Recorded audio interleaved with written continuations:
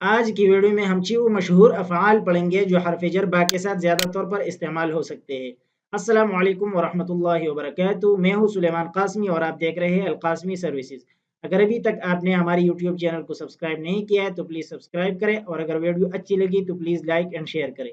آج ہم چیو مشہور افعال پڑھیں گے جو با کے ساتھ ملا کر ہم مختلف سینٹینسز بنا سکتے ہیں۔ اس میں سب سے پہلا فعل ہے مرہ۔ مرہ معنی گزرنا، اس کے ساتھ با آ جائے تو اس کا معنی ہے کے پاس سے گزرنا۔ مر الرجل بالسیارۃ، آدمی گاڑی کے پاس سے گزرا۔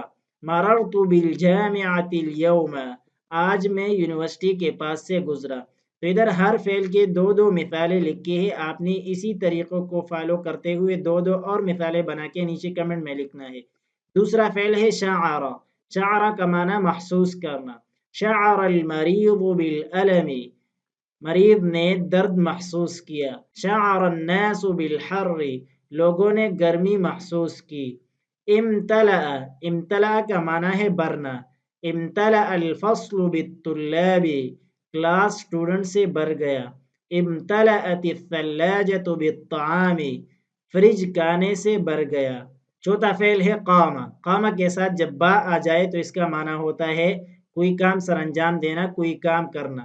قام المعلم بشرح الدرس، ٹیچر نے سبق کی تشریح کیا، سبق کی وضاحت کی۔ قام المریض بتناول العلاج، بیمار نے علاج کھانے یعنی دوائی کھانے کا اہتمام کیا، دوائی کھائی۔ پانچواں فعل ہے امر۔ امر کا معنی ہے حکم دینا۔ امر الاب الاولاد بالطاعة والادب، والد نے اپنے اولاد کو فرمانبرداری اور ادب کا حکم کیا۔ امر الرئیس بالنظام واحترام القانون، صدر نے نظام اور قانون کا احترام کرنے کا حکم کیا۔ آخری فعل ہے اشتہر۔ اشتہر کا معنی ہے مشہور ہونا۔ اشتہر المطعم بحسن الخدمت، ریسٹورنٹ اچھی خدمت کی وجہ سے مشہور ہوا۔